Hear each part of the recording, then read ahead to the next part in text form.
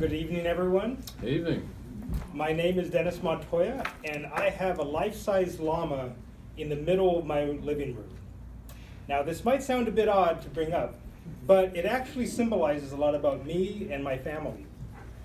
And so tonight, I'm going to share with you what I mean by that by sharing some of my experiences and passions in family, science, and diversity.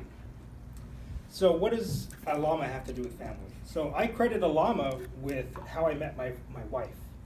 And so her profile pic online had a big goofy llama giving her a big lick on the side of her cheek, and I couldn't resist but clicking.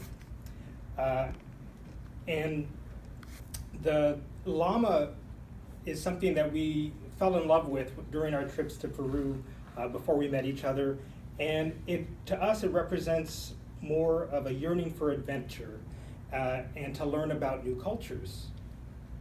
And so after a long courtship, my wife went again to Peru for a few weeks to learn Spanish, and she came back with this humongous llama. Its head and neck were taken off, it was tucked in between its torso, wrapped up in saran wrap, looking like a big piece of meat. It survived the airport despite some custom officials very convinced that there was a couple kilos of coca smuggled inside. Luckily it made it, and on that very day is the day that I proposed to my wife when she brought it home.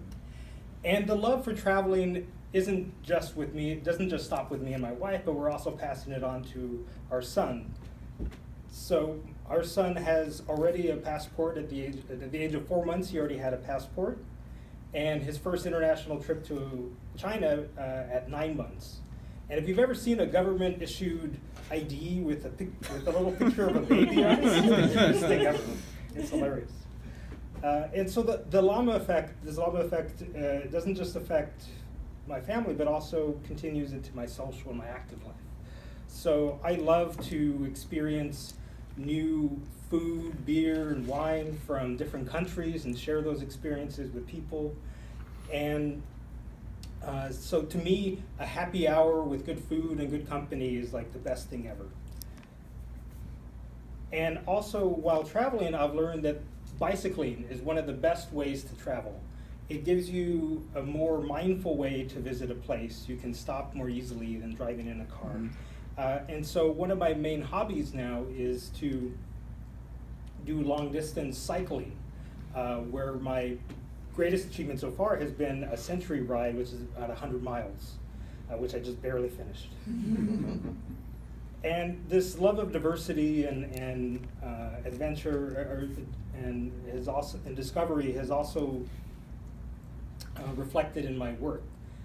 And so I'm a scientist. I study how the immune system responds to different diseases, and in particular, how people respond to infectious diseases, such as leprosy and tuberculosis, which affect the most disadvantaged and poorest people in the world. And yes, leprosy still exists. It affects more than hundreds of thousands of people in Brazil, in Southeast Asia, and India. And here's a fun fact about leprosy, is that the only other species infected by leprosy is armadillos. So if you're ever in Texas or Mexico and you're eating an armadillo burger, make sure that it's well done, because you can catch it from them. And I've also traveled to Brazil and South Africa to visit the patients of these diseases and to talk with the physicians there who treat them.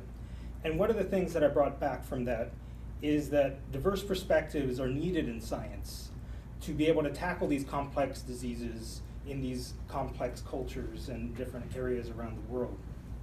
And so, as part of my role as a scientist, I also see it important to increase diversity in the scientific workforce. In California, we have a large pool of talent that's just undiscovered in women and minority scientists. And so when I was at UCLA, before coming up, I spearheaded a lot of diversity and outreach events for high school students, middle school students, and for them to help enroll and succeed in scientific graduate programs. when I grew up, I didn't even know what a PhD was until I got to college. And even then, I didn't know how that translated to being a scientist. So I've taken upon myself to make sure that the next generation knows what the opportunities in science are and are provided, and to provide them the tools to achieve those goals. So to achieve my own goals in science and in diversity advancement, I need to be able to communicate my message effectively. And that's why I'm here today. My goals in Toastmasters are to be able to speak without PowerPoint slides as a crutch, which is what every scientist does. To make a talk compelling, even to a lay audience that doesn't really know much about science. And to also be able to MC functions and lead discussions about very serious issues. So I look forward to learning from all of you in this Llama journey that I'm taking. Thank you.